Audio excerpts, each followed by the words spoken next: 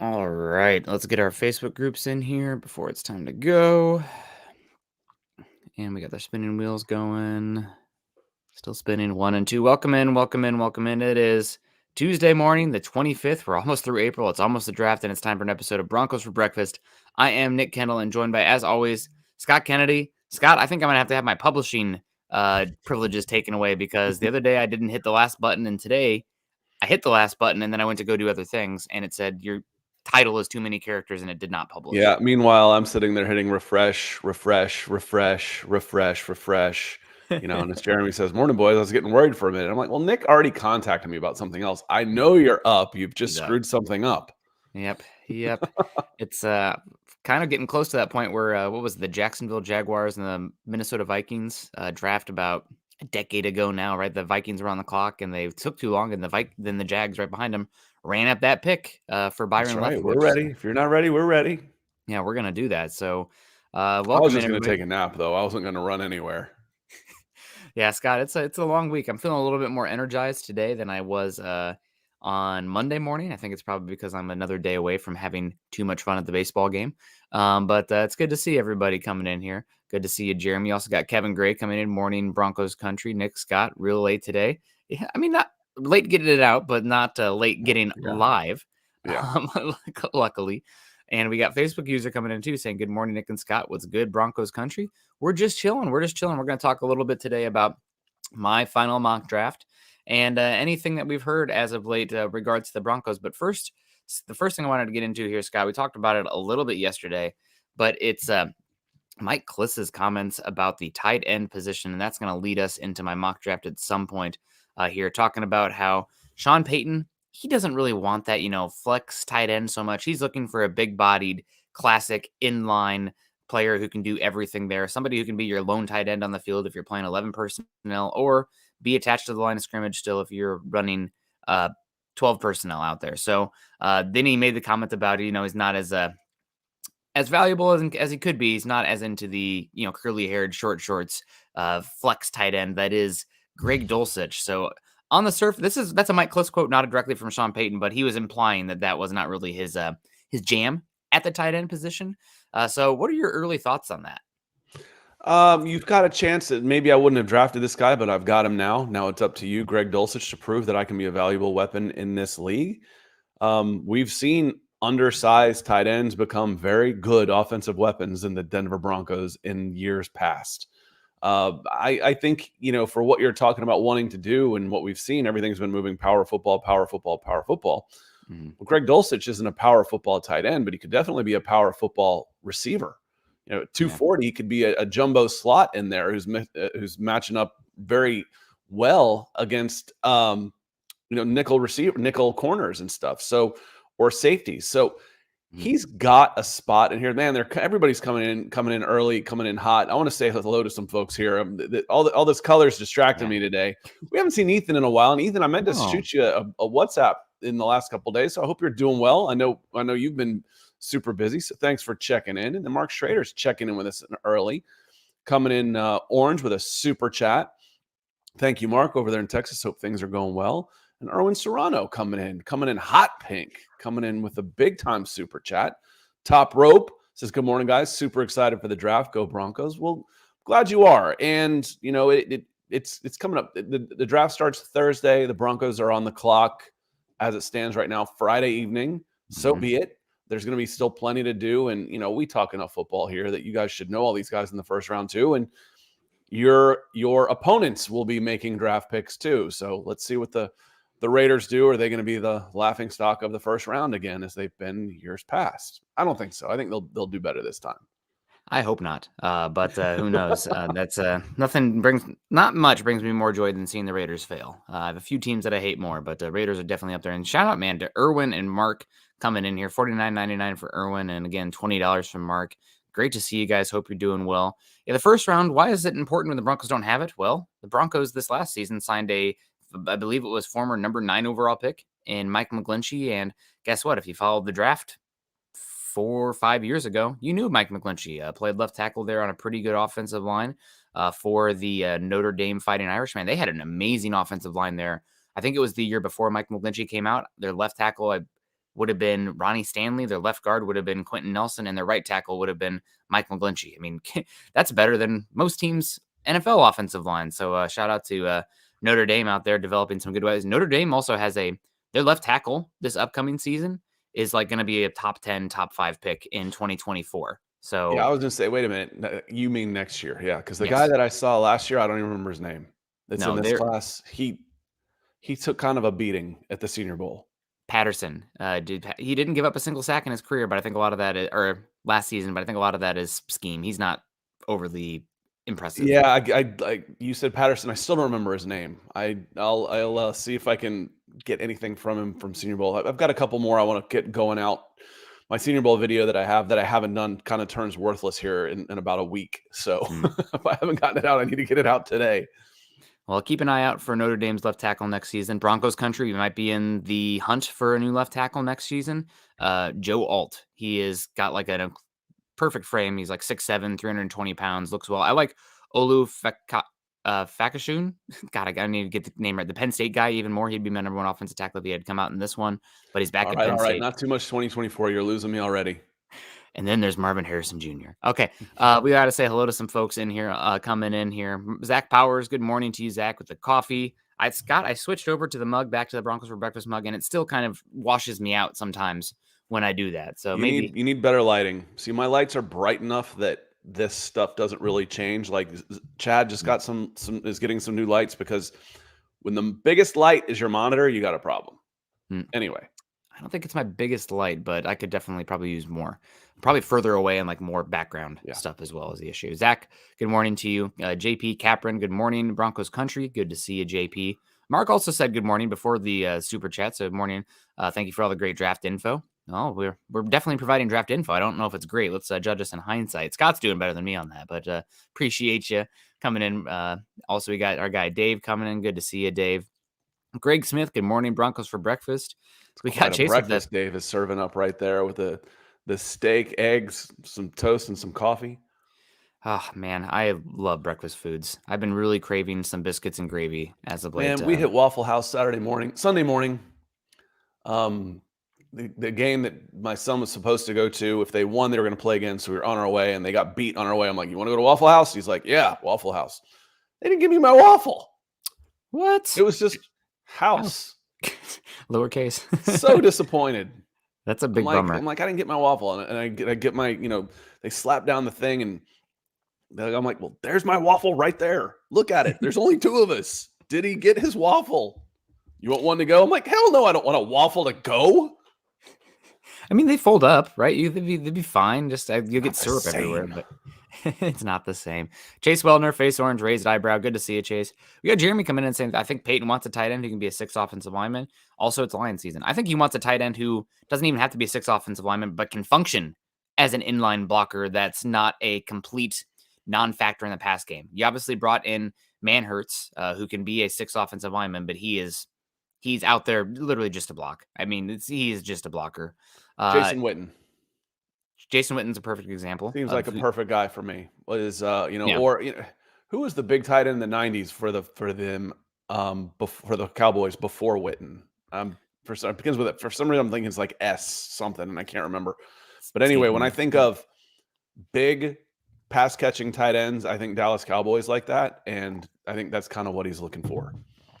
And the Broncos, I took one with my first pick in the mock here, and because of no trades in that situation, I ended up with the one I thought was most likely to be there. But there seems to be a lot of scenarios out there where the Broncos would trade up for a inline tight end. 2 names to keep an eye out for. Obviously, you have Darnell Washington from Georgia. It seems the buzz this week is that Darnell Washington might be closer to your tight end 4 than your tight end 2. Somebody like Sam Laporta might actually jump him, who we took yesterday in the with our first pick in the 3rd round in that mock draft simulator. But Sam Laporta is more of a receiving tight end than a blocker. And then also Luke Musgrave, who I know Scott and I are big fans of. If he passes his health checks, then I'm really excited about him. Tim Durr, good morning to you. Michaela Israel, good morning, guys. And we got Tiffany Silver coming in saying, Scott looking handsome. You are, Scott. I'm going to make you blush. I'm getting so old now, it's more like distinguished. Yeah, you're distinguished. Yeah, a fine gentleman. Thank you. And Jay Novacek was who I was thinking of. At 240 pounds, was big in the 90s. Yeah. But that's who I was thinking of, was Jay Novacek. And they went from Novacek to Jason Witten. Feels like Packers and quarterbacks. It's like, oh, we only had two tight ends for the last 25 years. We're good. Yeah. It's that would be pretty good. They had a pretty good Dalton Schultz was solid there too. But thank you, Tiffany. Is tight end at 67 realistic? Absolutely. Richard Miles, good morning, everyone. Hope it's all as well. Denver Broncos for life. And Buckham. Austin H saying only draft expert I listen to is Scott Kennedy. Charmer, intelligent man. Sorry, Nick. You know what? That's okay. Here, if you're listening to me, listen to me here. One, I don't consider myself an expert because I don't watch as nearly as many people as I used to. I consider myself a decent scout. I feel like I can do that as well as anybody. But that's not where I'm putting all of my time. And two, I listen to Nick. So listen to me. I listen to Nick. Nick watches a ton of guys. He's good at this. I see a lot of myself in him from 20 years ago, except he's a much nicer person. I don't know about that, any of that nonsense, but I put in the work and hopefully the chips will fall as they are. This is our third April together, Nick. So, you're going to turn around. You're going to be old. Oh, we've been doing this for, at one point I stopped telling, when you join soccer teams, like, yeah, I've been playing for so many years. After a while, you stop telling people that. You're like, yeah, that just means I'm freaking old. I've been playing soccer for 30 years. How old are you? Yeah. Too old. I plucked like a 5-inch white frizzy hair out of my head the other day. I thought it was like, we have a whitish cat, and I thought it was a cat hair, and I pulled it, and it's like, oh my God, it's attached. Don't pull it because they bring their friends when you pluck them.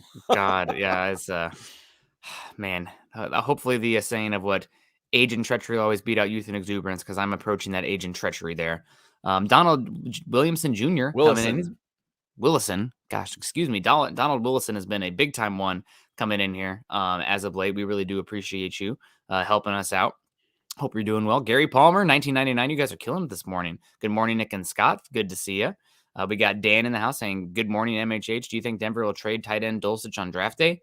I think the Broncos are listening to almost any and all offers for all players. We've mentioned Jerry Jeudy and Cortland Sutton, but those are more well-known players. I am pretty good authority that the Broncos were also, just listening to see, what would the market look like for a Greg Dulcich? What would the market look like for a Nick Bonito? Obviously, if there was a good deal, those guys would probably be gone.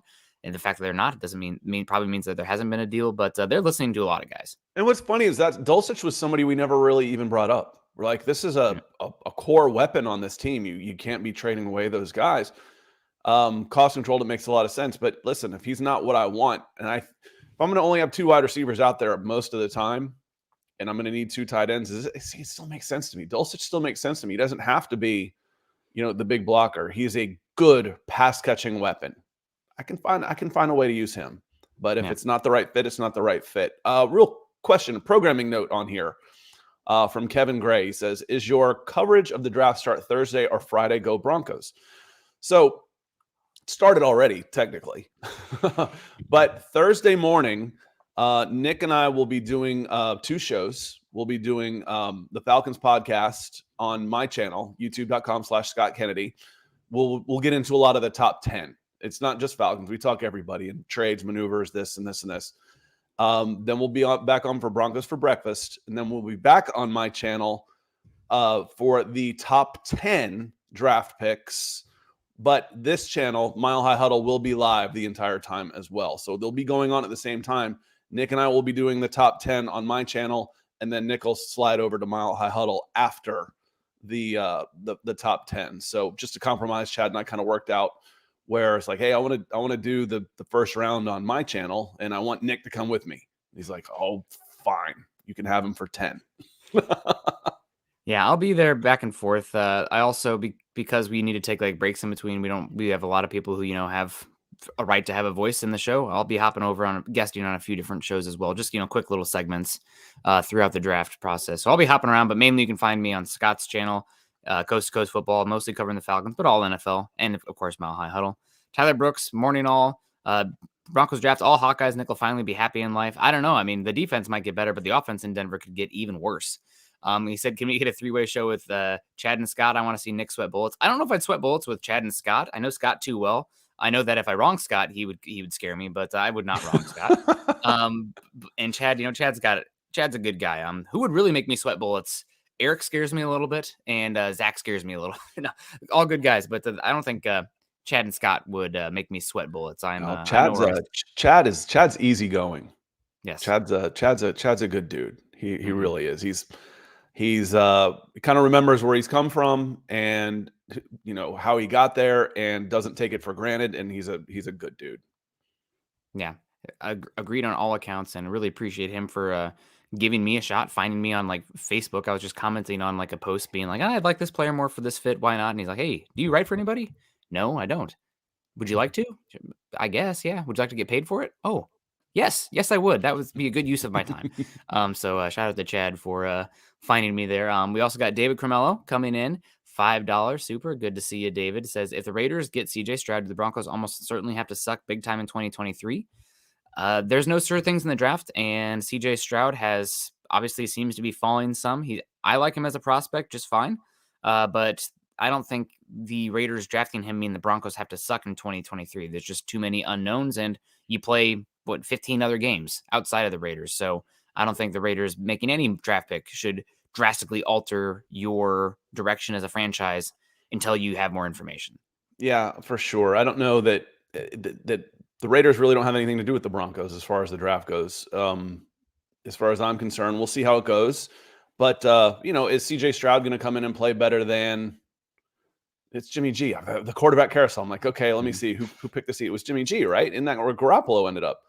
CJ Stroud's not going to be better as a rookie than Garoppolo was any more than Trey Lance was better than as a rookie than Garoppolo Yeah. was. So where can it go moving forward? We'll see. But there's not a quarterback in this draft that turns a bad team into an immediate contender. That doesn't typically happen anyway. Mhm. But the best quarterback that we've seen come out was Trevor Lawrence, I think, in a while. Justin Fields has done pretty good for Chicago. They're still been they improved in year 2. They started getting better, but the first season not so good. And is there a team that's a New England when they took Mac Jones later and started him as a rookie? They had some success, but that was more about the team. I don't think there's a team out there that's going to have a rookie quarterback like that, Nick. Do you? I mean, the teams taking quarterbacks to me are bad teams. They're not going to just turn it around right away. Maybe the Colts could be the closest. Maybe. Maybe this is me. I don't know if it's me being biased or maybe you being biased against them, but I think Carolina's roster infrastructure is really nice. And the fact that they were doing it last year with like PJ Walker and like Sam Darnold, and like they had terrible quarterbacks last season. And they're going to have to figure out what they're doing at wide receiver outside of that. Yeah. But I love the defensive pieces. Yeah, I the think it's one of defense is solid. I like Frank Reich. the offensive line is really I have good kind of written too. them off. So could Bryce Young, and I guess because I think of them as being number one, could Bryce Young be a piece that helps turn? Could Carolina be a playoff contender next year? Maybe. Yeah, I that's a good think shout. I think so, especially in the NFC South again. I think the Falcons right now I'd put them number one, but Carolina with where the Buccaneers are at right now, with where the Saints are at, I think that Carolina has a really nice infrastructure around the quarterback. And I think Frank Reich got one of the best staffs out there. I mean, our guy Ejiro Evero is out there now with all those pieces in Carolina. So that's the one that stands out to me Yeah, as appreciate the question, David. quarterback. And sorry, Ernie, we ended up talking a little bit of other teams, but we like others. We like paying attention to what everybody else does because it has a direct effect on what we do. Yes, 100%. And talking about direct effect of what we do, I published my final mock draft here, and I tried to take some names that I had not taken too much over mock drafts. Obviously, we've mentioned a lot of these guys because I'm familiar with, probably the top 125, 150. That's about the limit of what I can get to. Sometimes, like Scott, when we're running our 7-round mock drafts and we're in the 7th round, I'm like, man, I know like one out of every of these 15 names that I can speak intelligently about, but that's okay. The top, if you can know the top 4 rounds, that's pretty good typically. But I did my 5-round mock here, and with the first pick for the Broncos at pick 67 overall, I leaned into the latest report from Mike Kliss, talking about how much the Broncos need a inline tight end option. And I went with a guy that we've talked about on here a good bit, Tucker Kraft, tight end out of South Dakota State, 6'5", 255 pounds, ran pretty well at the combine, not exceptionally well, but pretty well. And man, I love his tape at South Dakota State. He does a little bit of everything for them. They played a lot of 2 tight end sets, so they'd use him sometimes in the backfield. They'd be working like screen passes to isolate Tucker Kraft in there. They'd use him in slot, but I think it was because he was such a dynamic weapon for that level of football that they didn't have him purely at the the inline tight end because they could get him more touches. But when he did play inline as that, 11 personnel tight end or the Y tight end out there, he blocked pretty darn well. He's got the frame for it. He has the tenacity for it. I think a lot of times for tight ends, it's like, do they have the want to out there on the edge? Because you're going to have some help. You're going to be blocking some like linebackers or edge rushers. Do you have the desire, the passion to get out there and actually, put yourself in the way as a blocker? And he does. He plays very physically. Could work a little bit in his blocking technique. I think he can get a little bit high out of his stance. His hands can slide up a bit, but I think he can continue to get bigger. I think he didn't start playing football until he was a senior in high school, so there's still a lot of meat on the bone. Also, I was talking with Dane Brugler about him, and this is an interesting fact about Tucker Kraft. Alabama and a few other big schools last season came and offered him 6 figures to leave South Dakota State to come out, and he wanted to finish out with his recruiting class and stay at South Dakota State because he felt like he had unfinished business there. So it's not just about the money for him. It's not just about the publicity. He's a football dude. He loves his teammates. He's about the process. He is, oh man, Nick's at 100%. Sorry, Tim. But I'm a big fan of Tucker Kraft. He falls in this draft a tad because of the depth of the tight ends in this class. Also because he suffered an ankle injury last year that caused him to miss 7 games. But after that, he could have called it a season. He's like, I got to prepare for the draft. South Dakota State Division II football. I'm not playing for, the most, an SEC championship or Big Ten or the Division I championship. He came back off of that ankle injury, wasn't even 100%, and helped guide the South Dakota State Jackrabbits to a national title. So I really like Tucker Kraft. I think he's a player the Broncos don't have his all-around tight end skill set. And if you want to be a tight end heavy team, you need to have somebody who can wear every single hat at tight end. And I think right now the Broncos are just too dichotomized at the position. You have your obvious inline Manhurts and you have your flex tight end Greg Dulcich. Tucker Kraft is the best of both worlds. I think his best football is probably still 2 to 3 years away because he's still relatively new to football, but I think he's got big upside, big frame, and he plays like he gives a hoot. You answered one of the questions I had. Was he always a South Dakota State guy, or was he a bounce back transfer? And you answered that, and then with a plus type of answer was no, he was there and he stayed there because he wanted to be there with his teammates. That shows leadership. That shows some character. To take the chance to jump, when Alabama comes calling, it's not easy to turn teams like that down. You said he didn't run all that well. He ran fine. I know that was a relative term. Yeah. But I think his numbers were better than you might want to give him credit to, especially when you start looking at the agilities. His 4.29 shuttle time would have put him in the middle of the pack of the wide receivers. So his 7.0, he had just a shade over 7 on the L cone. Those are really good. Those are really good times. And he's in the 4.6s at 6'5", 255 pounds. So plenty athletic with that frame on him. So you mentioned if you want to be a tight end heavy team, my first thought that came into my mind is, well, you're going to need a heavier tight end. Well, there you go. There's 30 pounds on a big slot. Again, I can find a spot for Greg Dulcich, but it might be as a big wide receiver. Yep. And I don't think that given how the Broncos want to be a run heavy team, it seems like with a lot of tight ends, but they want their tight ends to be able to block. So guys like Greg Dulcich and Albert Okwuegbunam, I'm just curious what that role looks like. Obviously, you can carve out a role because if you're a good player and you have like a superhero trait or like one niche where you can contribute, Sean Payton's going to play matchup football and find some usage for you. But I think Tucker Kraft is a good one here. I think he could be picked anywhere from like pick 60 or like pick 55 all the way to 75. So we'll see where he ends up going. But he falls because this is an exceedingly deep tight end class. And I'll be curious to see what happens with him. Go ahead. The tight ends are coming because nobody wants to play defense anymore. You've heard me go on these rants. The joke I used when I was in scouting, 20 years ago is, why don't any tight ends ever come from the South? It's because if you're big and fast, they put your ass on defense. That's why. That's changing. Who wants to play defense anymore when all the rules are against you? You see some of these ridiculous roughing the passer calls. You're not allowed to hit. You're getting called for targeting. You're getting thrown out of the games. You're doing all this. That some of these big athletes are going to tight end now, and you're seeing that translate down the road where you're getting more good athletic tight ends than you did 15 years ago. Yeah. Without a doubt. And I can't remember who it was. A former general manager was on a show talking about this tight end class, and he mentioned that the tight ends were coming, but it's kind of the opposite of what your take is on the power arms going to baseball, Scott. It's that in basketball, your 6'4" to 6'6" power forwards don't exist in college ball anymore. You have these stretch fours who are all shooters. So there's still an athlete out there that's, 6'4" to 6'6", 255 pounds. Where are they going?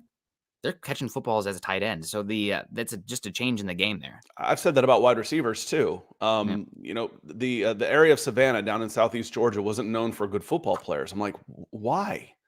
There's plenty of athletes down there. And I went to a basketball tournament where two teams come up from Savannah. I was like, oh, there's the athletes. They're it's a hoops area down there. Mm-hmm. I'm like, okay, 6'4" small forward. No, you'll have your pick of schools. Go play wide receiver. They'll be throwing money at you. Literally, now they can actually throw the money at you. They'll be throwing money at you. So, the Antonio Gates option that you're talking about. Those guys who you've heard me say it before. This is an athlete's game. You don't just say halfway through college, I'm going to try football and end up in the NFL. But yeah, the power forward type bodies and stuff. It makes they're perfect tight ends and to a certain extent defensive ends. But it's a lot harder to play defense than it is offense. Yeah. I can go up and rebound. Yeah, I can run over there and post up and catch a ball. That's pretty easy. Yeah. Translation from basketball. So interesting to see if that continues. Miguel Santasteven, good morning to you, buddy. Albert Knopper's in the house. Good to see you. Zach said, I'd rather Scott punch me than tell me he's disappointed. Scott, hopefully I don't disappoint you with my mock here. We also got our guy Donald coming back in saying quality over quantity. Hopefully we do well. And then somebody asked about Sean Payton using a fullback.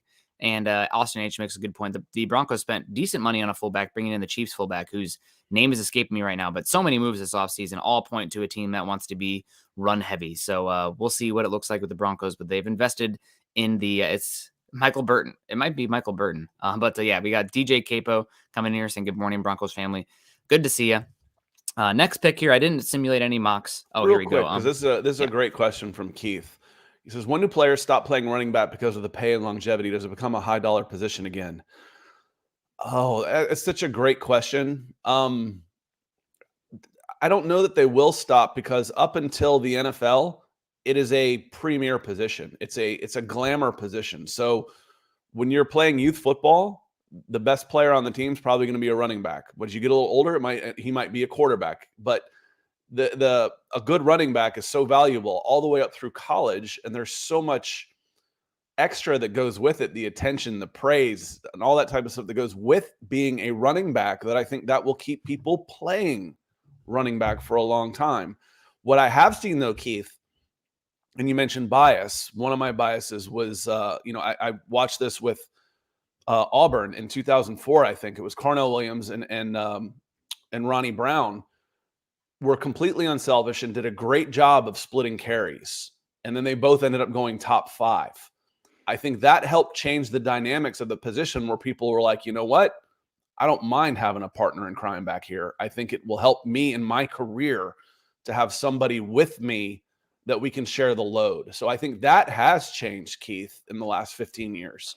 But as far as people not necessarily wanting to play running back, you might see some of that when Deebo Samuel says, you put me at wide receiver now, not running back because of the pay scale. I'd rather be a receiver than a running back, but the running back will still be a high profile position. Let me put it that way. And it's going to be interesting.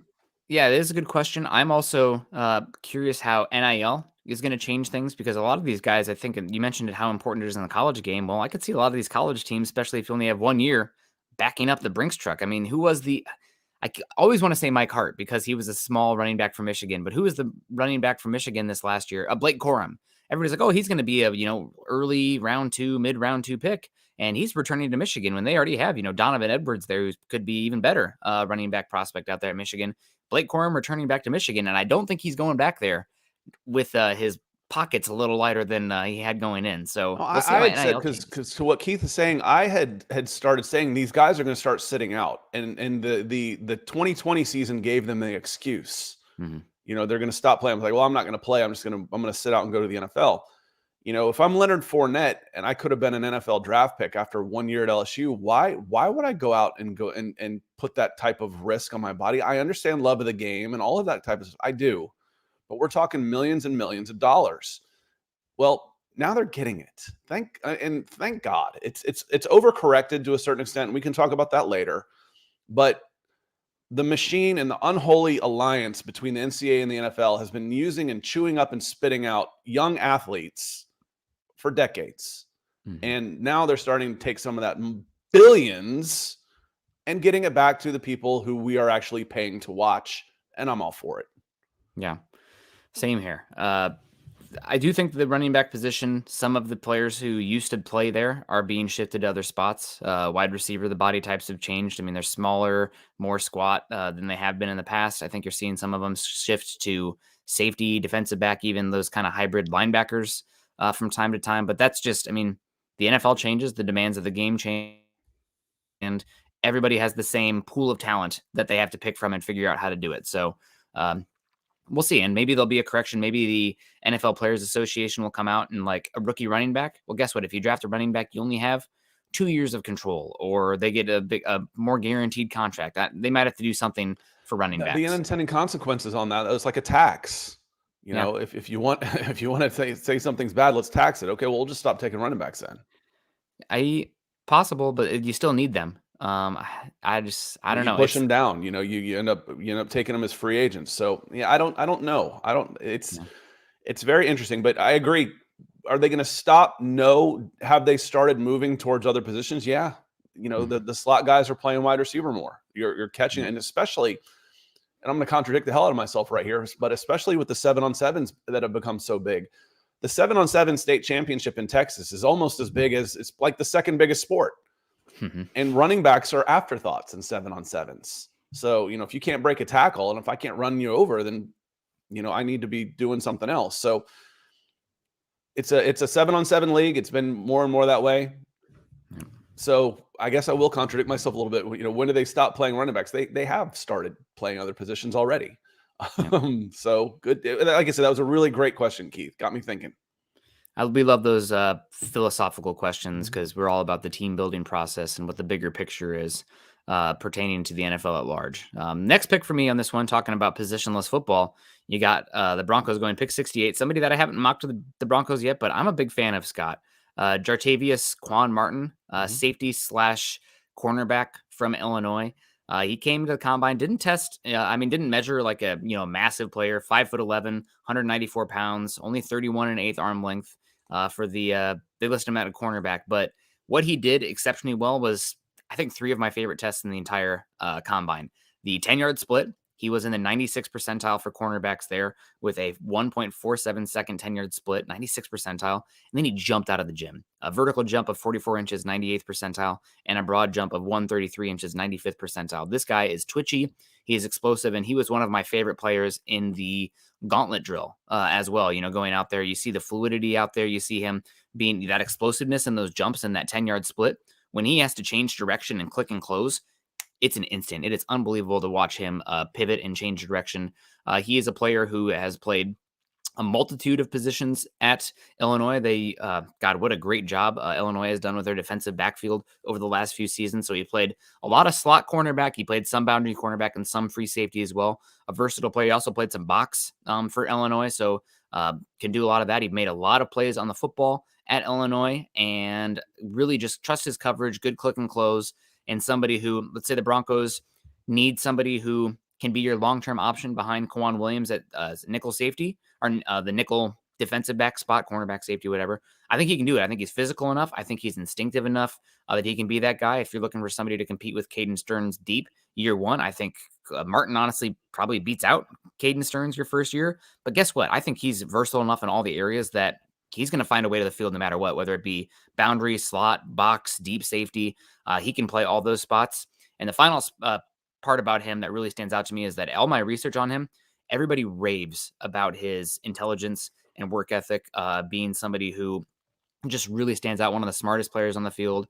All the cliches about, in the film room, just trusts everything, extremely intelligent and physical, not afraid to come up and take on a offensive lineman to help set the edge as a nickel defender when you're 190. I mean, that says something about your heart, and didn't play too much of it at Illinois, but because of all the intelligence, the physicality, the athleticism, the desire, project somebody like a very good special teams player as well. So I really like Jatavius Martin. I think he'd be a very good pick for the Broncos and somebody who is going to make a year one impact, I think, almost no matter what, because he can do so much for you in that backfield. Yeah, almost to the fact, Nick, where you're going to be lucky if he's there.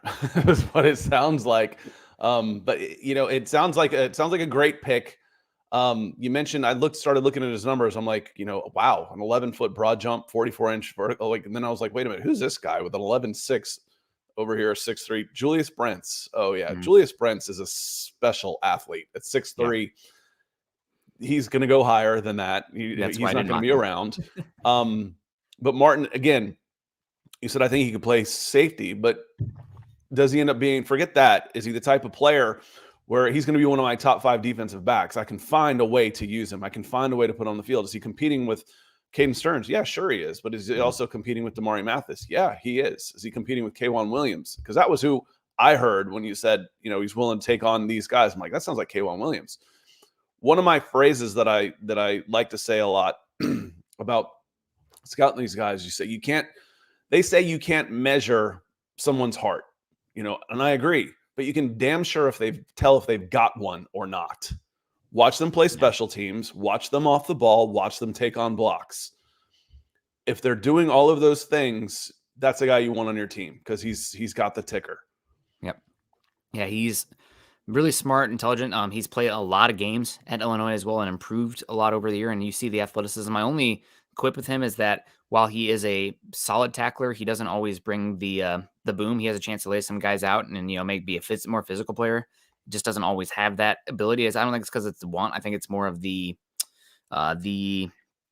just the profile that he has. The body type is just not an overwhelmingly height, weight, speed kind of guy. Well, the speed is there, but was Battle gone when you chose Martin? No, I like Martin much more than Battle. I think Battle is a fine safety, but I think Martin can wear a lot more hats. I wouldn't be surprised if Martin is the best safety in this class. The versatility he possesses. I have the box count from here this last season. So he played this last year. He was mostly the slot cornerback for them, but he played a lot of free safety before that. But he played 493 snaps at slot, 177 at free safety, 44 at box, 75 at boundary. He can do a little bit of everything. And somebody, again, who I think I went really heavy with guys who can make year one impacts with this mock draft because of how the Broncos approach free agency. Feels like it's we're going for it right now kind of approach. And without a doubt, he's going to find a way to be in your top 5, top 6 guys, competing with Stearns, maybe even having a chance with that athleticism to play boundary corner as well. So I like him a lot. He's a really interesting player. I like him more than pretty good players coming out of Illinois this year. We haven't said that a whole lot in the past. No, they've done a good job. We'll be curious to see how that defense flips because their defensive coordinator just went to Purdue. So their big recruiter out there and the guys who is really doing a good job with those defensive backs is now gone and still in the Big Ten West, but gone. But will be fun to follow. And yeah, I really like Jartavius Martin. I like him more than Chase Brown, who a lot of people, Chase Brown's the one who stood out. I think Chase Brown's a little bit more classic, box, kind of come down and can play the box stuff, where I think Martin has a little bit more ability on the perimeter as a coverage player. And if you're doing your job in coverage, you're not going to make nearly as many splash plays as a box safety coming in and laying the wood to people. Yep. So if you're not hearing about Martin in the position he plays, that's a good thing. Yeah. That's a good thing. He's much more of the safety cornerback type versus Brown. I see more as the strong safety linebacker type with the physicality. Dan Wilkett coming in. How do you feel about USC 6th-round wide receiver Jadon Hazelwood? Jadon Hazelwood. I'm going to be honest with you, Dan. I have not watched too much Jadon Hazelwood, or at least put him under the microscope. I feel like when I've watched USC, it's been the Caleb Williams slash Jordan Addison show out there. So I don't have much of an opinion on Jadon Hazelwood at this point. If the Broncos ended up drafting him, and you're right, it's Sidney Brown, not Chase. Chase is the brother. Mark's right there. The twin brother, but I don't have much of an opinion on Jadon Hazelwood. If the Broncos pick him, then you'll hear me have something to say. Jadon Hazelwood ended up at Arkansas, I believe. He was a Cedar Grove kid, high school here in Ellenwood, Georgia, kind of west part of the state of Georgia. It was a 5-star recruit and ended up going to Oklahoma. He never quite lived up to that. He came in at 6'2", 215. And I think that's probably about what he was when he was 16 years old, which helps make him and dominate that level. 4.66 speed is okay, not great. 6.98 L cone and a 4.3 shuttle. Again, those are similar numbers to the top tight ends in the class with a good jump, 37-inch. So his speed is a little bit of a question. I would say a ceiling for a guy like this, if you were to say, okay, who does that remind you of as far as speed goes, is a guy like George Pickens, who fell to the second. But George Pickens was just, he's an elite receiver. You know, I say all the time, it's a height, weight, speed game. Yeah, it is, but there's definitely skills in there. And the body control and balance, he doesn't have that compared to a guy like George Pickens, who isn't all that fast, but he makes up for it by being very big, huge catch radius, and just great body control. So 6th round, maybe, but he's a guy that hasn't lived up to the billing that he came with coming out of high school. It's well, I'll keep an eye on him. I do have a wide receiver that we're going to get to at some point, somebody that we've talked about on here as well. But continuing, the Broncos leaning heavily into day one options, or guys who can, not day one, but guys who have a role to the field day one. First, though, objectively biased says, what do you guys think about Dorian Thompson Robinson? Day 3. I think he's an interesting player. Ran for a lot of good yards at UCLA. Good enough arm talent, good athlete. If the Broncos took him round 4, I would be very interested about his long-term projection. But I think he has tools, and is somebody who's being slept on. He's probably my favorite of the day 3 options at quarterback. Somebody also asked earlier about Jaron Hall. I like Jaron Hall as well. I wish he just had a little bit more size, a little bit more arm talent. I wish he was a little bit younger. But Jaron Hall, I think, would be a really good backup option as well. Everybody's favorite backup in this class is Haener from Fresno State. He's got, I mean, gosh, he's fun to watch play out there because he just has no regard for his body, despite not being the biggest or the most athletic. But man, he puts it out there every single game. So some options there for the Broncos day 3. But I'll be honest with you, my favorite is DTR. Yeah, he's built like a running back, 6'1.5", 203 pounds, 4.56. So can do some things. So early day 3, okay, I don't mind that. Any earlier than that, I'd probably say go in a different direction. Yep. So my 4th round pick here, I have the Broncos addressing the interior offensive line, taking my favorite day 3 center. Scott, I thought about going with Emilio Ekiyor, but I was asked this question earlier. Who's your favorite day 3 option there on the interior for center? And mine is Stromberg from Arkansas, center from Arkansas.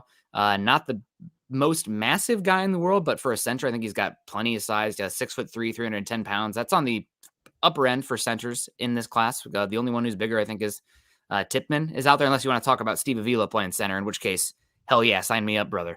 But that's a dream pick. But I have the Broncos going Ricky Stromberg. He was the SEC offensive lineman of the year this year, and he has played an unbelievable amount of snaps, not only at center, but left guard and right guard as well. He's not an overwhelming athlete, but he is somebody who plays tenacious in the run game. He will get under guys and just continue to fight and drag them out. He is not a overly dominant player at the point of attack. He's one that will lose slowly, I think is the way you put it out there. He'll do enough to impact them in the pass game and get in their way. I think he actually has a pretty good anchor. It's more of the block sustaining that over time guys can sleuth off him.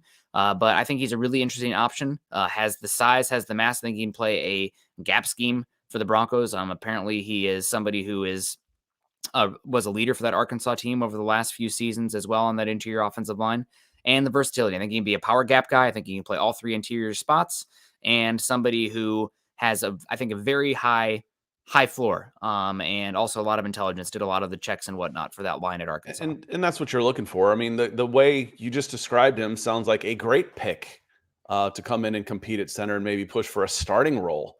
Again, we've talked about it being you'd love to be able to get a guy that you feel great about being a plug and play starter. But are you going to be able to do that in the 3rd round or later? Maybe not. But this is a guy who, being all SEC on the offensive line at Arkansas, with their 14 teams now, when you're going against, the Georgias of the world, Alabama's, Florida's, much higher profile programs, LSU, it means something. So it means that tells me a lot. That tells me a lot about him.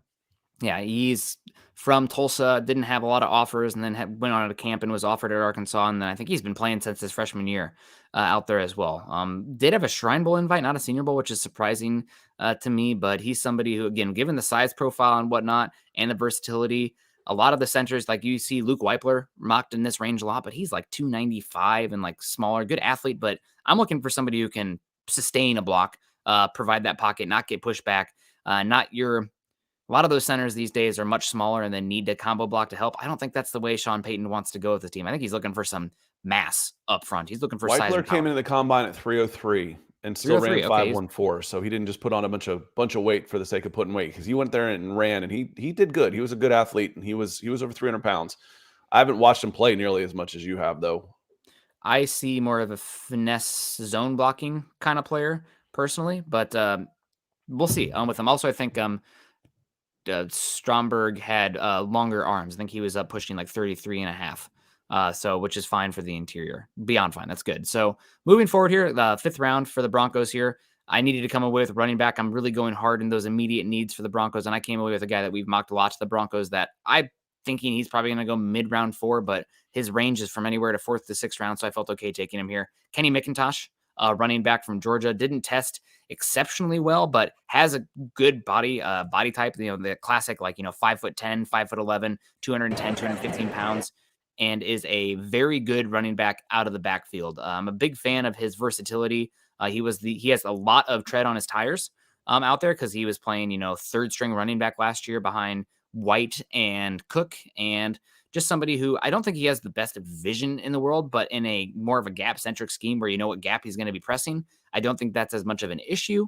And again, he's somebody that Georgia would flex out into the slot, out of the backfield, super smooth, natural hands, really good pass protector as well against a free blitzer.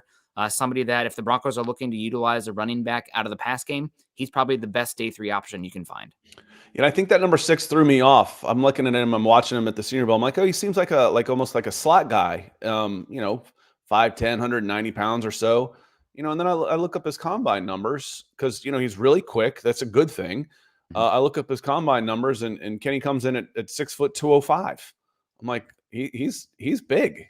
He's got really good size at the running back position. So a very good pick, especially, and I'll say it again, one of the reasons why I don't want to use a high pick on a running back is there seem to be really good running backs available later on.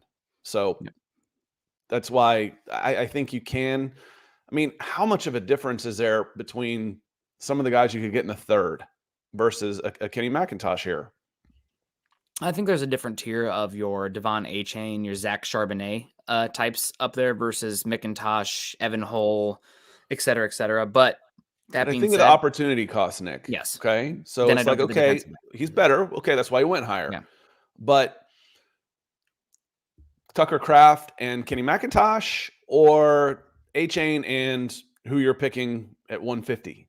Kayvon Merriweather. I that's the reason I didn't go running back early. I will say also a few times in this mock, I really wanted to work in Roschon Johnson with that 4th round pick, even though he might be somebody who's there end of the 3rd. But I love Roschon Johnson, but I couldn't pass up on the Ricky Stromberg / Emil Ekiyor tier, which I think if you want one of those guys, you have to take them in the 4th round. And I thought, okay, who am I? I have a much better chance of getting a running back here, round 5, round 6, than I do one of those centers that can actually come in and compete day 1. But I got to say, when I keep writing these mock drafts, my first pick that I've been writing in has been Roschon Johnson in the 4th. And then just because of how it sets up, I can't pull it off, which is unfortunate because I love that guy. He's one of my favorite players in the entire draft. But alas, objectively bias comes in, says Sean Tucker's a sleeper running back we should pursue. He's had some injuries, but I know he had a Syracuse pro day. He's really interesting there. I also love Evan Hull, running back out of Northwestern, who I took in my last mock draft for the Broncos in the 6th round. He's a really good receiving back. Tucker doesn't really have the receiving chops right now, but he is an explosive runner and kind of a muscle hamster type. So we're watching out for him. Final pick here before we get it back to the comments and maybe run a mock late. Michael Ranquillo's not here today. We'll have to check in. I just realized. So we'll have to check in with Mike. It's like something feels off today. Mike's not here. So we'll check in with Michael. So we missed you today, Michael. If you're watching after the fact, hope you're doing all right. So every single pick I've taken so far has an obvious impact and role way to the field. Day one, I took a defensive back who can play every single spot there. He's going to see the field. I took a tight end who's a wide tight end, going to see the field. Took a running back, took a center. Every single one of those guys has a path to the field. My last pick, though, is one that's just purely on upside and tools, and that is Bryce Ford Wheaton, wide receiver out of West Virginia. Scott, his tape is absolutely maddening because if you put together his best 10 plays out there, he looks like a top 10 pick. I mean, the athleticism down the field, the ability to play above the rim, the circus catches, they're incredible. But he has a lot of plays where he is wide open and the ball just bounces off his chest. It should be a 70-yard touchdown, and it's just not there. He's kind of a little bit of a 9-route merchant at this point, running the flies, getting down the field vertical right now. Doesn't really have much route nuance in the intermediate or short areas of the field. Maybe it's because he is. Let me pull up the size profile here. He's a massive. He's 6'3 and a half, 221, and ran a 4.38 at the combine with a 41-inch vertical leap. He's a beast. And a 129-inch broad. He's a beast. Yeah, physical profile is awesome for him, but the skills of playing wide receiver are not there right now in terms of the hands and in terms of the route running ability, the nuance. He's one of those players that I wonder maybe he's a little bit too explosive and stiff to be able to play lower in his routes and be able to change his pacing and create separation in the underneath areas. But again, your Broncos right now, Cortland Sutton's being shopped. Tim Patrick's coming off an injury. Both of their contracts are easy to move on from after this year. If you're looking for somebody who can be a vertical down the field, above the rim player who is a height, weight, speed freak, Bryce Ford Wheaton is probably one of the best ones in this class. So I have to take a shot here.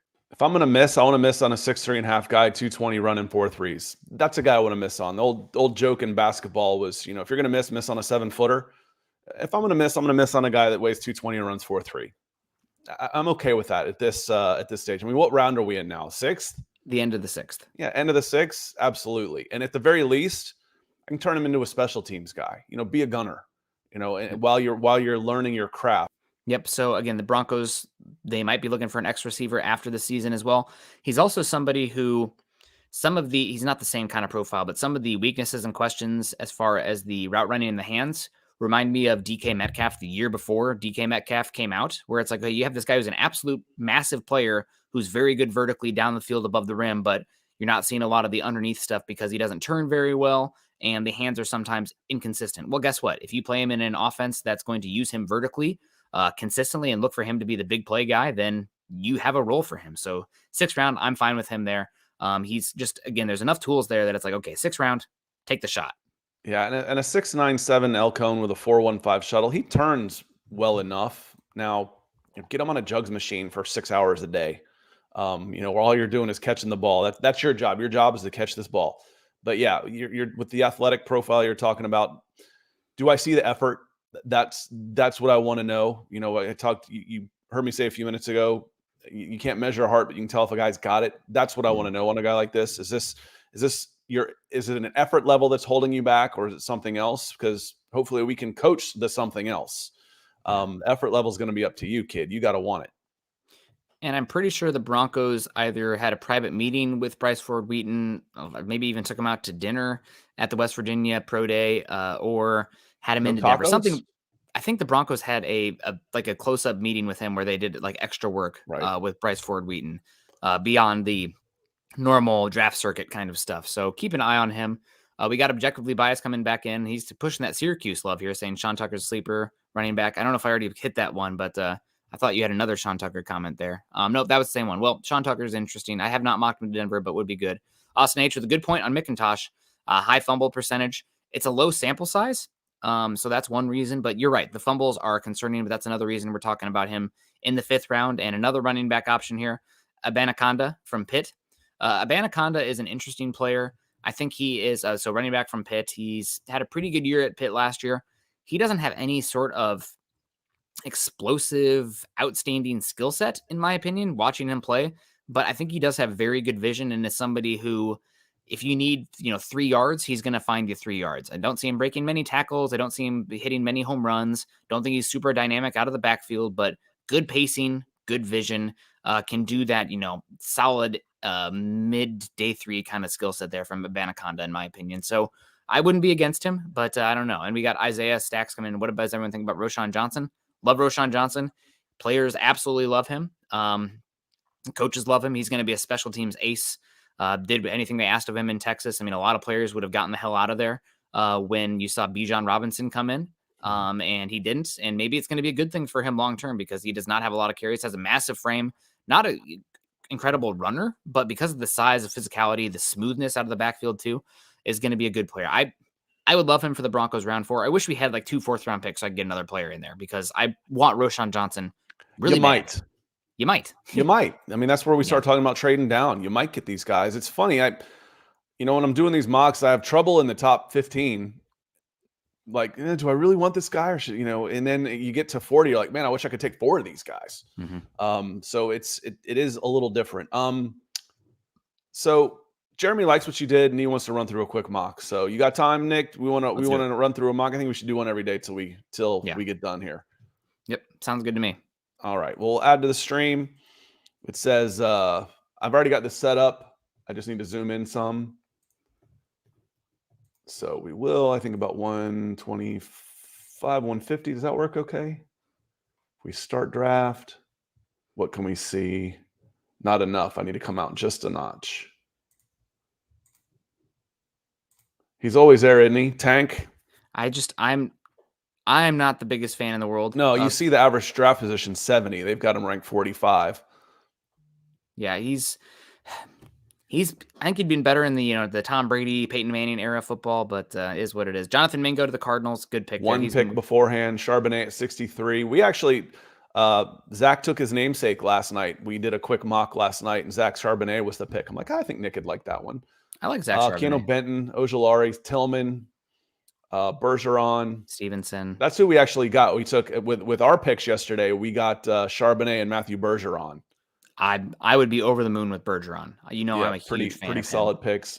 There's corners here in this range that you can choose from for sure. You could maybe go your center. Darius Rush always seems to be here. I like that. And there's Tucker Kraft. I mean, you could do it again or you could change it up, but you did it the first time. I don't see any reason why not to do it again. Let's see who's still available, just to make sure that there's no options here that I would not be. I feel like last time we did this, we're like, oh my God, why didn't we take player X? There's my guy, Jartavius Martin, a little bit ranked lower here, but I think he's going to go higher than these. There's the Roschon Johnson, Dorian Williams. So out of this list, the guys who make sense to me, somebody that we have taken here some, but not an incredible amount, is Derek Hall, one of my favorite players in the draft at edge. He stands out to me as a good pass rusher. I think, God, let me just see real quick where Dane Brugler has him mocked. I think he has him like at 50 in his mock. So he's somebody who 58. So right around the range there. I think he's a powerful player despite his size. So Derek Hall is one that we haven't taken that much recently who stands out to me. If you'd want to go with him, Darius Rush is another one that stands out for me in this range of players. And then, of course, the guy that we ended up taking in my mock was Tucker Kraft. So I think any of those 3 stand out for me. Marvin Mims is also interesting, but there's this like glut of wide receivers, and we'll see if it happens in reality. But like Marvin Mims, Tyler Scott, Joe Reed, Trey Palmer, I like all those guys pretty similarly in a bucket where I'd rather get the last guy of those ones. So if I'm like hellbent on one of those wide receivers, let me kick it back 10 spots and then see what happens here. Take my best guy here, then kick back 10 spots from 68. Well, you get to take 2. So it looks like you got 3 with Darius Rush, Tucker Kraft, and Derek Hall. Sounded like you wanted Derek Hall as one of those, so I'm going to take it. Now you're choosing between the next 2. And, you just spent so much time talking about Tucker Kraft, it'd be kind of silly to pass on him now. Okay, let's go Tucker Kraft here. I'm a big fan of his skill set. I do think Luke Musgrave and Darnell Washington are better prospects, but we'll see if any of those guys become available. And it's always, I feel like these mock drafts. There was a run on corners right here at the back end of the third. That's okay. Marvin Mims. I like Carl Brooks. I think Carl Brooks Bowling Green is a bit of a sleeper here. He definitely is. He's a interesting play. There goes Roschon Johnson there, unfortunately. Garrett Williams. So let's scroll down on the list of options here. We already took an edge. Chase Brown's there. Riley Moss is there.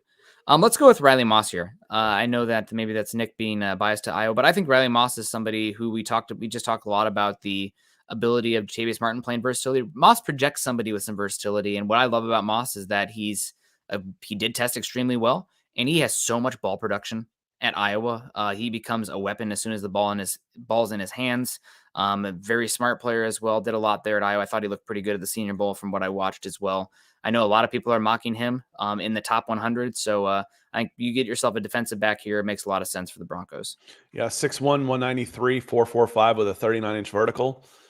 You can find a spot. We talked about him, about Jatavius Martin. Is he one of your best corners? Is he one of your best safeties? No. Is he one of your best 5 or 6 defensive backs? Because if he's one of your best 6, I can find a spot for him on the field. He's got the talent to do that. And also, I didn't get an Iowa player in my original mock there, and I feel like I owe it to everybody in here to at least mock one Iowa Hawkeye to the Broncos. So now Kobe Turner sitting there still.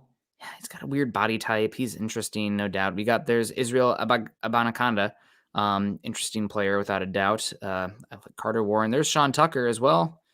There's our guy Dorian Thompson Robinson. Interesting. I think we took John Gaines here as a developmental player yesterday to finish out. I don't remember if we did that or not for sure. He's interesting, a little bit high-waisted, but Zach Kuntz this far low. If we hadn't already taken a tight end earlier, then that would be my pick here. We already took so we're looking for offensive line here, and we're looking for running back, maybe defensive line as well. Sidney Sow does stand out to me here. He's an interesting player. Andrew Voorhees got hurt. Not as big of a fan of Juice Scruggs at this area. I think Emil's gone. Someone took him earlier. So he's climbing up. Emil Ekiyor, 131 of the Bengals. That's a solid pick for them. Yeah, that's a good one. Trey Palmer down there. Trey Palmer at 125 to the Chargers. So you get to watch that bolt up and down the field. Yeah, a little Andre bit Carter to the Chiefs. I don't think Andre Carter goes in the 4th. Let's get, oh man, there goes Dorian Williams, a few picks before. Can we get back to the overall big board? You are on the clock. Okay, let's scroll down. Okay, so the guy that I want to take here is, let's go with Sean Tucker here. We're around 5. He's somebody we haven't mocked the Broncos yet. We had a super chat come in talking about Sean Tucker. Sean Tucker, explosive player from Syracuse, a little bit Our of a picks ball. Are for sale. They are for sale. Absolutely, yeah. If I get a super chat in here, then that's one that stands out to me without a doubt. But I like him. He's a ball of electricity out there. Can do a lot of different stuff. Rushing the football, explosive player. Had a lot of. I thought he was better 2 years ago than last year. Missed a lot this pre-draft process due to injury, but I think he's somebody that I am definitely have an eye out for. There's Kenny McIntosh here. They're not as high on him down here. So now we're on the clock again. We're just looking for the best player available this late in the draft process. There's Evan Hull as well. Absolutely love Evan Hull, but we just went with an explosive back who I think Sean Tucker does project more as somebody who can carry more of your first and second down than what a lot of these other backs offer. So we got our guy Patrick Wiltsey coming in saying, "Morning, Nick, Kendell and Scott, Scoutmaster Kennedy. We'll watch this later. You guys make me sound like I did all this research." Well, that's good. We hopefully don't make you sound too foolish. The guy who stands out for me here, though, Scott, we're doubling up on the position, is Rejon Wright from Oregon State. I think the Broncos can't have too many corners. You can't have too many corners. I think the Broncos did bring him in for a visit. He's somebody that's been moving up a little bit out here. I think he's an interesting player in this draft process. I think round 6 is kind of a steal for him, honestly. 6'1", almost 200 pounds, 32-inch arm length. I think he's been a pretty good player out there in Corvallis. Is that where Oregon State is? Yeah, Nick, real quick, I'm going to hit this preemptively. You already took a corner. Why'd you take another one? To make sure I got it right. Because you can never have enough. If you were to guarantee me that I could take, where did we take a corner? Like 4th round with our 4th round? Fourth round. Yep. If you could guarantee me I could trade a 4th and a 6th for a starting cornerback, would you do it? Yes. You hear how stupid that sounds? Yes, yeah. You would do it. Absolutely, you'd do it. So doubling up on the position is okay. It's okay. If you get it right, even if it's just one of them that you get right, whether it's no pun intended here, getting right, Rejon Wright, or who we took earlier, it doesn't really matter. Would you trade a 4th and a 6th for a starting corner? Yeah, I would. Yep. Absolutely. So he has a lot of production on the football as well. So we're getting 2 guys who should be ones that hopefully can help fix the Broncos' lack of takeaways over these last few seasons. And he's just one who stands out too much for me. That it's like a different name than the rest of the players on the board. It's one of those ones. So, and the Broncos outside of, I mean, I like Damari Mathis. I like Kwan Williams a good bit, but this is a position that I think you can add some talent here. Yeah, you need at least 5 corners, and you got 3 right now that you feel pretty good about, which is good. Most people don't even have that. Yeah. But you need more. Absolutely, you need more. As Jeremy says, our cornerback room ain't deep. No, it's not. And as you know, and as he says, to play devil's advocate, if you get both wrong, it's a little detrimental. Yeah, but that's a risk you take at 2 positions. Then, you know, if I increase my chances of getting at least one of them right at of taking care of one position. If I miss on both at a different position, well, I'm still screwed. So, again, it's a percentages game. It's a probability game. Yep. And if you've got a 50% chance of hitting in the 3rd round and a 30% chance of hitting in that round, I could do the math, but it ends up being about a 65% chance you get it right. Yep. Trust your board. If there's somebody else that you really like, but if you need to take 2, so be it. It's cornerback. You can't have enough cornerbacks and wide receivers or offensive linemen. You can't. So especially I'm okay with that. Especially in the AFC West, where you have incredible players. Also, if the Broncos are going to become this more blitz-centric team going forward, like they were last year as Jiro Evero, and they were as well in like they should be with Vance Joseph, that means you're putting more onus on the cornerbacks to be players that can play out there on island, that you can trust them. So adding more players there is interesting. Yeah, and the idea here is, you know, edge, safety, and cornerback is what the defense needs. You can move guys around. Riley Moss could be a safety. Where you are locked in, you're not locked in with your defensive backs. Wide receivers, you need 4 of them on the field at a time sometimes. So you need 4 to 6 wide receivers for rotational purposes and injuries. Edge, you're locked in. So that becomes a riskier pick. Tight end, you're locked in. That becomes a riskier pick. Running back, definitely locked in, but you should be able to get some special teams help there. But the corners, the fast guys that are smaller, they're versatile. You can do a little bit more with them. Yeah. And then the comment here from Fallen Angels is okay. Saying edge, not another bench warmer. Benito not getting a starter at 67. I think you get a solid rotational player there at a value position. It's a rotational position. And also, I think the way Hall plays is exceedingly different than Nick Benito. Nick Benito is finesse with a capital F. Derek Hall is almost got like Buckham with a B. F. Yeah, F, it's F him. Yeah, pretty finesse player. Finesse him. Derek Hall is a shock kind of player with his ability to punch. He's got almost I think he measured the combine 34.5-inch arm length.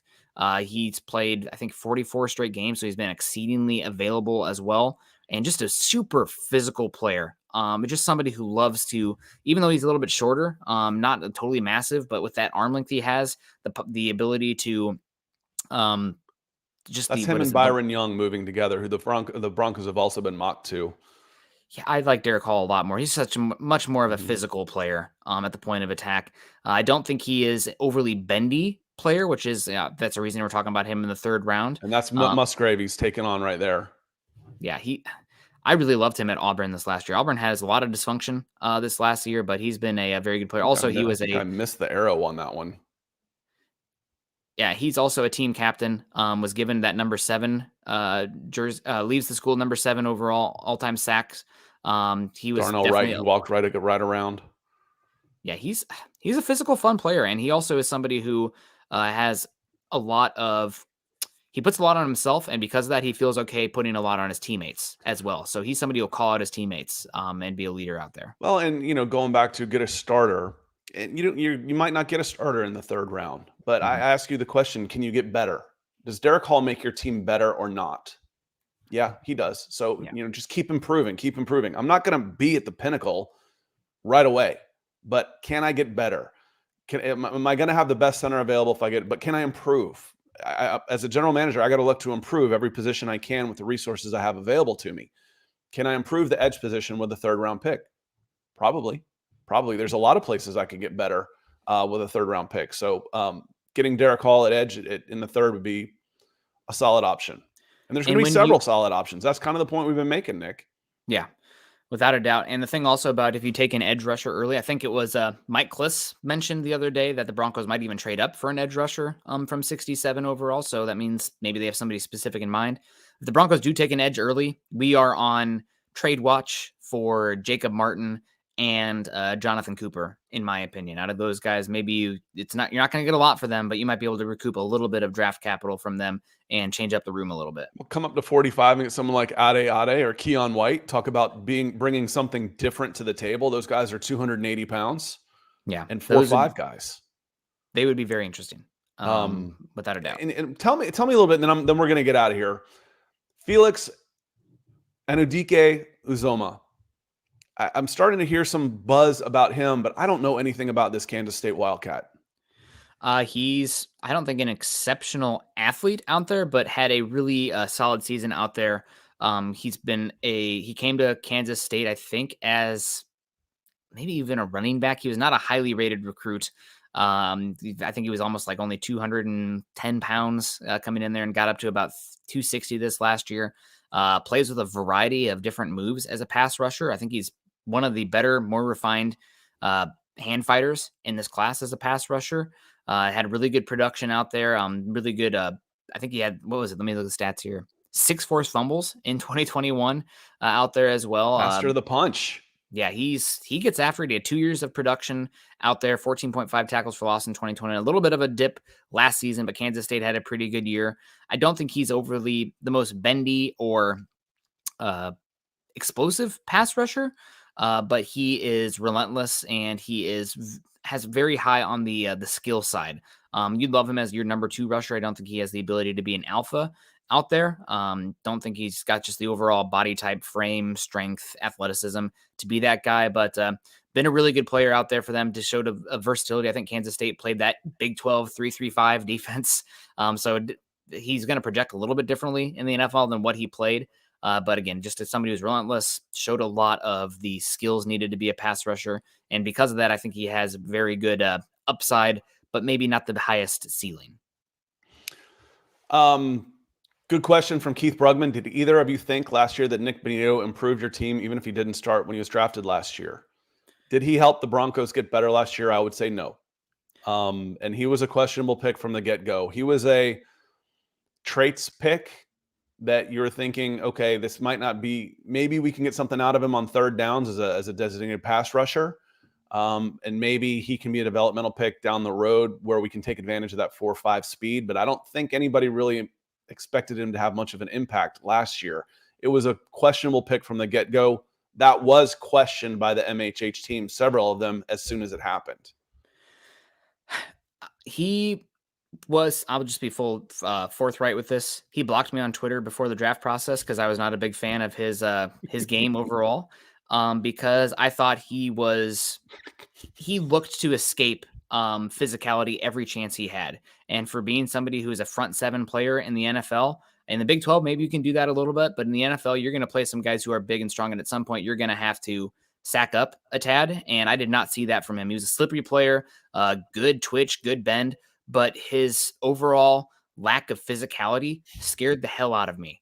So I thought maybe there was a chance, because there was some good coverage ability from him on tape, that maybe he could be somebody who played middle linebacker, stack linebacker in first and second down, and then reduced to a purely edge position on third down. Mm-hmm. We didn't see that last year, but he just does not have a place on the field for me on first and second down, because he's that deterrent in the physical nature of the game, setting in the edge, playing the run, which you have to be able to do.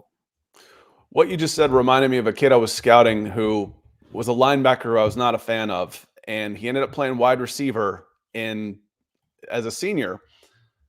And I said, coach, his high school coach moved him to wide receiver. That was a smart move considering his, penchant for avoiding contact. Someone's like commented under there, "Come on, Scott, you just called the kid soft." I'm like, yes, I did. Yes, I did. He's one of those guys that shows up on a pile and helps push it down, I get what you're talking about. You know what I'm talking about today? We've missed you. Glad you're doing okay. Glad you're back. Hope everything's going well over there. I know how busy you've been. DWI guys coming in red hot. He says, "Great show, gents, in Broncos country." and you didn't take a linebacker. Come on, Nick. Come on, man. I told you our picks are for sale. We got to take a linebacker on Thursday then. Ah, man, if the Broncos walk away with Jack Campbell, I'm going to have to like go breathe in a plastic bag or something. That's going to be, I love Jack. He's an incredible player. You heard me talk about him a lot on here pretty much. I wear Jack Campbell pajamas to bed, that kind of thing. But he's That's great. not weird. No, it's not. God, he's a hell of a dude. But we'll see what the Broncos do in this upcoming draft class. And appreciate you guys. Let me know. Hit up my mock draft to Mile High Huddle if there's something you like on there. I know that Fallen Angels didn't like the mock draft simulator we just did. Well, go check out my mock draft on Mile High Huddle, because let me tell you, if you're looking for day one impact, the first 4 picks that I took should have an immediate role on this roster. There's no question about that. Scott, before we get on out of here, what was your favorite pick of my mock there? Was it that Bryce Ford Wheaton one? Because given your propensity for the athletes at the positions. Yeah, you were talking about somebody like that. Those guys could be coach killers too. I'm going to be the one that's going to get the most out of this 6'3.5", 220-pound guy that runs a 4.3 that nobody else has been able to get any production out of. We call those guys coach killers. But yeah, I'd be real intrigued with that one. But again, you can give me a 255-pound pass-catching tight end. I'm old. I grew up with tight ends. I grew up with Brent Jones in the San Francisco 49ers dynasties. And the Dallas Cowboys, they all played with fullbacks. They all had tight ends. I love a safety net. When it's 3rd and 4, yeah, the big splash plays and the running around, those are great. But when it's 3rd and 5 and I need to move the sticks, who am I going to? Who's my go-to guy? And the greatest teams I've grown up with forever have always had a tight end that could do that for you, could move the chains when you needed them. So you're not going to hurt my feelings at all by taking a big pass-catching tight end who can move a pile blocking as well, ever. Yeah. Well, we'll see what happens with the Broncos. And as far as like Nick Bonito, just put a bow on that conversation, I am pulling for him. He's only had 1 year in Denver and is somebody who has an alpha trait in terms of his flexibility, his bend, his get off, his ability to slide off around blockers. I mean, that's something that should project well. You have to eat your vegetables on 1st and 2nd down as a defense to get to those situations for that to be impactful. But something that you can look out for this upcoming season. It's too early to give up on him because he does have a very translatable skill set, which is that bend and the ability to get around the arc with just overall slipperiness. So he's a interesting player. I just don't know if I thought he was more of a late round 3 player than in a late round 2. But I want to say thank you to our Super Chat superstars today, and then Nick's going to get us out of here. Thank you to Mark Schrader, Erwin Serrano coming in big, Tiffany Silver, thank you, Austin H., Donald Willison, Gary Palmer, David Cromwell, Objectively Biased, and Ethan, the legend, the DWI guys. Thank you so much for helping support the show. Yeah, thank you guys so much. I'm a little bit jealous of this mock draft simulator you guys are talking about from last night, where Matthew Bergeron was available at pick 67. I don't think we've run a mock with him being there for the Broncos, but I digress. We'll see what happens. The draft is, gosh, we're on the doorstep. It's going to be great. Make sure you guys are following Scott and I on Twitter. Scott is at Scout Kennedy. I'm at Nick Kendell MHH. Also, make sure you're following us at BFB_pod, as well as at Mile High Huddle. If you haven't done so yet, join us at Facebook.com/Mile High Huddle and Facebook.com/Mile High Huddle pod.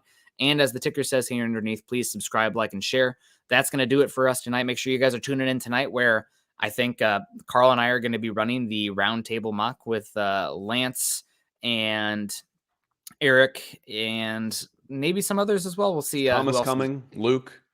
I don't know if they are. I know that we're having a round one. I know that Chad and Zach will not be there, but we're going to have one at least out there for a little bit. And you guys give me strength, because I guess I'm going to be running host on that. I was going to say, my advice was you've got to MC this thing and you've got to take charge. Otherwise it's going to be a cluster. So Take charge. You are on the clock. You got a minute to convince me, and then you make the final decision. It's your show.